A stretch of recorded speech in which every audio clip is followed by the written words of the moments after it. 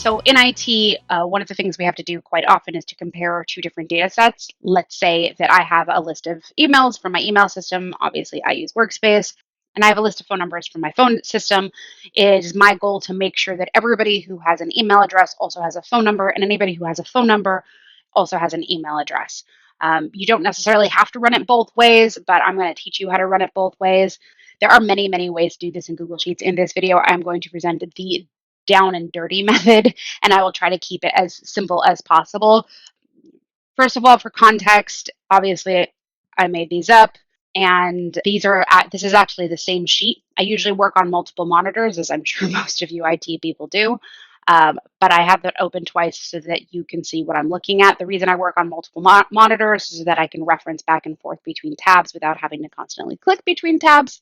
The first thing that you're going to need when running a comparison is a unique identifier. If you do not have a unique identifier, you need to figure out how to create one.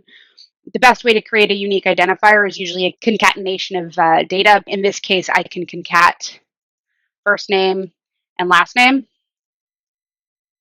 and that would essentially give me this unique identifier. Remember, it doesn't have to be pretty, it's just so the computer can read it, and I would do the same thing on this one. One of the reasons this concatenation is not a foolproof method is that people will often, especially when they're entered by hand, use different pieces of information in order to convey the same idea. So for example, when this employee right here was set up with their email, HR handed it the name, and then the IT person who provisioned this particular user added the little junior to the end of their last name. But on the exact same list, whoever created their phone number didn't. And that kind of thing happens all the time, which is why it's always best using a unique identifier. It could be a social security number, an employee number. I like to use email. I find it to be pretty good. It's not exactly unique because people do occasionally change their email addresses, but in general is a fairly unique way to identify records. So let's presume that I do not need to create this concatenation. Not here and not here. Instead, I'm going to use email address. So what we're going to do is we're actually going to write a very simple VLookup formula. If you want to break down the VLookup formula, I did make another video for that, but I'll just guide you along right here. So it's VLookup. The first thing I'm going to tell it is what is the search key. So that would be the email address in this case. And then I'm going to tell it which range I want it to search in. So in order to reference a range in another tab, I have to write out the name of the tab and use an exclamation mark. Now, you will notice that my name here actually doesn't have a space in it. And the reason I do that is so that I don't have to put single quotes around it. If I did have a space, I would have to put single quotes in order for Google Sheets to recognize it. But I always put my tab names in Pascal case or camel case, however you want to refer to it, because I don't want to have to keep adding my single quotes. I'm very lazy typer. And so I'm just going to say A through D. Once again, you do not need to be restrictive with your ranges. Using entire columns is just fine. Google Sheets is not going to slow down for that.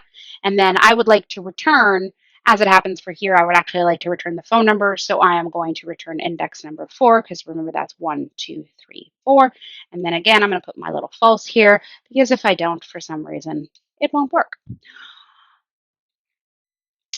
Google Sheets is being very helpful right now. It's asking me if I want to autofill. As it happens, I do want to autofill.